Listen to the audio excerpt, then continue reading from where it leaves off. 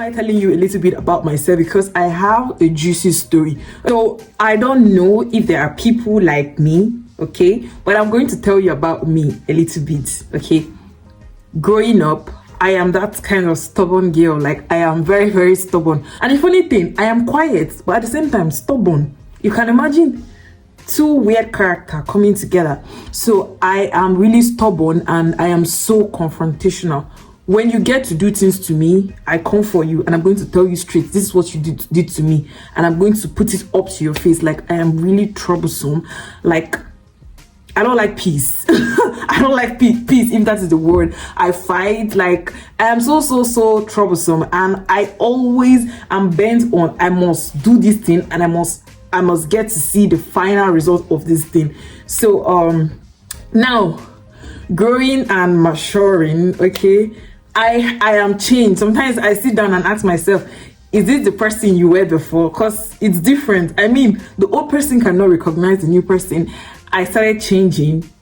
I didn't even know how it worked, but I changed anyway to a positive person. Now I find myself, I don't like being confrontational. When things go wrong, I just let it be. I let it slide, and I don't like vengeance anymore. When things go wrong, I just sit back. I literally might not come and fight, but I'll be silent. And that silence doesn't mean, oh, I am taking your bullshit. It actually means, oh, I don't like how this thing turned out, but however, I'm not going to get involved in that drama. I changed and I don't even know how it turned out. Okay, if it's your first time stopping by and seeing this beautiful face, okay, my name is Ogona Precious, a Nigerian YouTuber based in the UK. And you are highly welcome to my YouTube space. Please do not make it your last. Join my amazing family. Get subscribed to my channel. Turn on the post notification and get notified whenever I post amazing videos, okay? To my amazing subscribers, to my returning subscribers, I love you guys so much, and thank you for always coming back to watch my videos. So, like I said before, this is story time, and I'm about to tell you guys something that happened. This happened a few days ago, and I decided to film this video. Now I'm smiling. Some days back, I've not been myself. Like, I've been a little bit moody, and I don't even know the best decision to take as a result of what happened. So I thought to come here and tell you guys about it, like film and have it posted on YouTube, so you guys can tell me your own opinion or your own advice, okay? If you're new on this space, I am actually an MSc student in the UK. So lately, I've not been going to school because I am on a short break, all right? So I had something I was supposed to discuss with somebody in school, with a tutor, my tutor in school. But unfortunately, I didn't know I was supposed to book an appointment before going. However, I got there and I was told I was supposed to book an appointment. So unfortunately, I went back home. So while going home, I went to the bus stop, the normal bus stop I used to take while going home. So I was just standing there waiting at the bus stop. I was standing at the bus stop waiting for my bus to come. So in a split of like so fast, somebody poured juice on me from top to the bottom, like poured the juice on me from my hair, from my wig. My wig has been smelling like juice. I had to keep it. I don't even know how to manage that wig for the moment. So the person poured juice on me from top to bottom. So how did this happen? So I was standing at the bus stop, and then a bus, that wasn't my boss anyway. So the bus passed and stopped to pick up passengers, right? So the bus is actually a double-decker bus. Like, it has the lower part and the upper part. So the juice actually came from the upper part. The person just poured it immediately. It was so fast. I shouted Jesus, and then I tried to shift, but before I could shift, I was already drenched with the juice.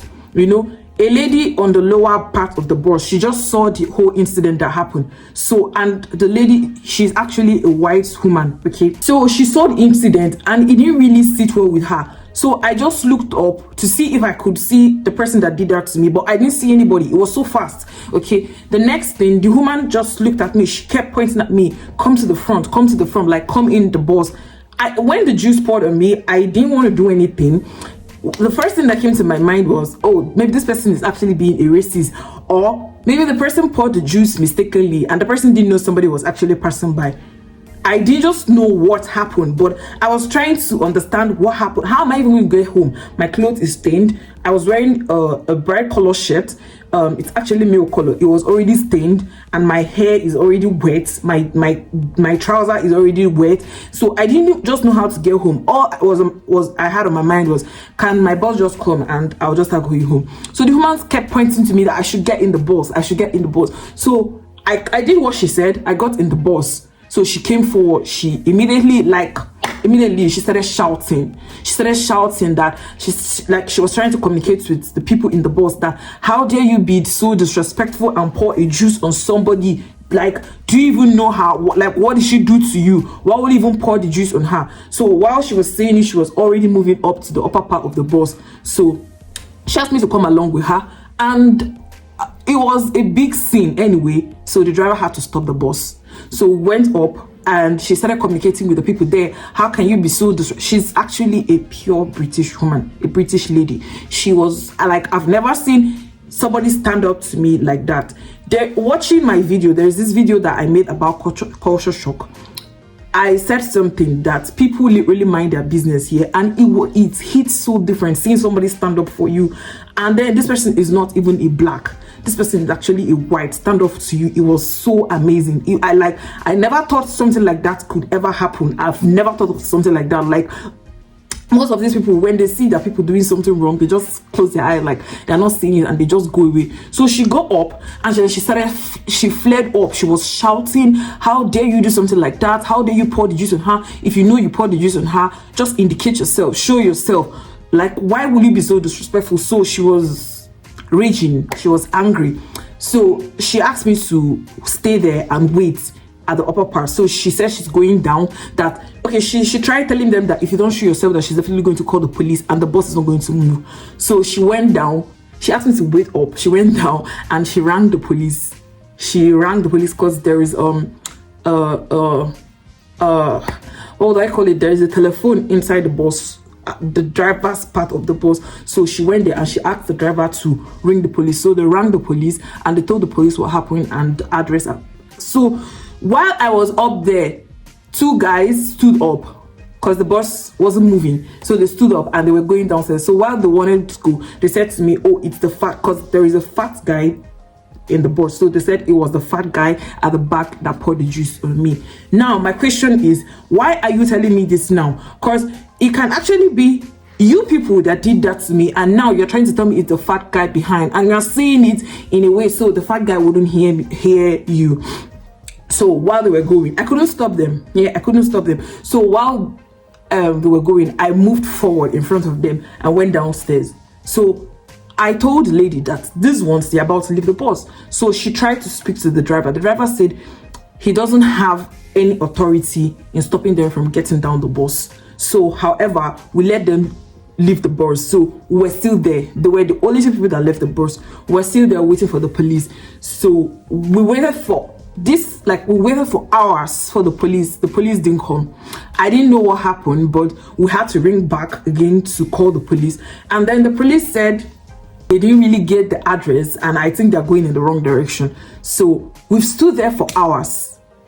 So the next thing, 3 boys from the upper part of the bus, they came down, including the fat guy that I was told he was the one that poured the juice on me. They came down. So while they were leaving the bus, the lady now said, you are the one. Now she's talking to the fat guy that you are the one who poured the juice on her.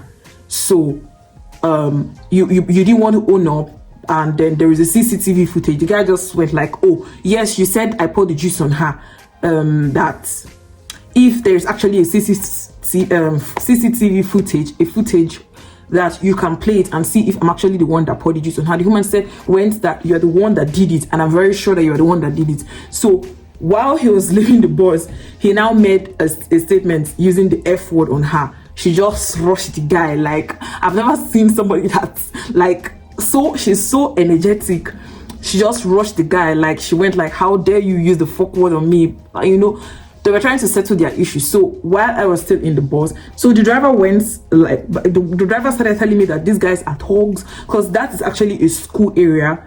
2 universities were around that place, like my university and some other university was around that place. So most times people go to that bus stop to take a bus home. So the driver was now telling me that most of these people, that they are thugs, they are mannerless, they lack of training, they take drugs, and it makes them misbehave and act like touts, you know. So while the police was there, so on the phone anyway, so I told the police that they asked me if I wanted them to come. I've already stood in the bus stop for hours, like hours. So I told them no, I don't want them to come anymore. So the end of the whole story is that the police said, since somebody has been offended in the bus, everybody has to get down from the bus. So everybody was asked to leave the bus. So everybody left the bus. I went back to the lady and I thanked her for standing up for me. Like, I've never seen that kind of energy. The energy is amazing. Like, seeing somebody stand up for you, knowing that you're not even like of the same breed, do I say breed, race with them as them, you know, it's actually amazing. Okay, that is something that changed my mind about some people. Like, forget racism, there are people that are actually nice. They can actually spot the truth and they will stand for the truth, and that's what that lady did. I don't even know her from anywhere, but I am so grateful for her for standing up for me and making me understand that. She made me understand that I have a right to call the police and I have the right to press charges regarding this case. So while everybody got down from the bus, so I was given the police number, I was given the bus number, and then I was asked to ring. Since I didn't want the police to come at that moment, I was asked to ring the police and then tell them the bus number.